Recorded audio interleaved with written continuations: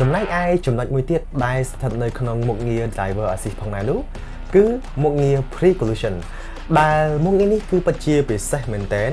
pre-collision ដើរតួនាទីយ៉ាងសំខាន់នៅក្នុងការផ្ដល់ជាសញ្ញាគ្រោះថ្នាក់នៅពេលដែលរថយន្តកំពុងបើកបរហើយភ្លាមៗនោះស្រាប់តែមានឧបសគ្គឆ្លងកាត់ឬក៏មានអ្នកដំណើរថ្មើរជើងឆ្លងកាត់មុខរថយន្ត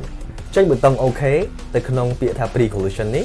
លោកអ្នកនឹងឃើញពាក្យថា 4 បន្ទាត់មាន pre-collision on alert sensitivity active braking និង distance indication បន្ទាត់ទី1 pre-collision on គឺអនុញ្ញាតឲ្យយើងធ្វើការបិទឬក៏បើក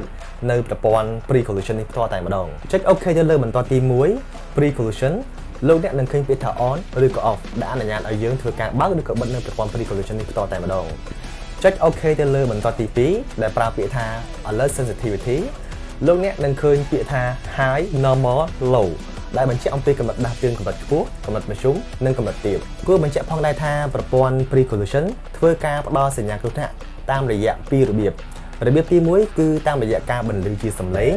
របៀបទី2តាមរយៈការផ្ដល់ជាសញ្ញាគ្រោះថ្នាក់ពណ៌ក្រហមនៅលើអេក្រង់កុងទ័រ digital ផ្នែកខាងឆ្វេងរីឯបន្ទាត់ទី3គេប្រើពាក្យថា active braking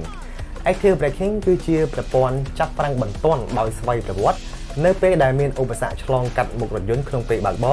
រឬក៏មានអ្នកដំណើរថ្មើរជើងឆ្លងកាត់រថយន្តក្នុងពេលបើកបរ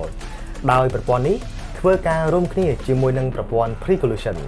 នៅពេលដែលប្រព័ន្ធ pre-collision ដំណើរការផ្ដល់ជាសញ្ញាហើយនោះអ្នកបើកបរនៅតែភ្លេចខ្លួនជន់ហ្គែជាប់នោះប្រព័ន្ធ active braking នឹងចេញមកធ្វើការដោយធ្វើការចាប់ហ្វ្រាំងបន្ទាន់ដោយស្វ័យប្រវត្តិតែម្ដង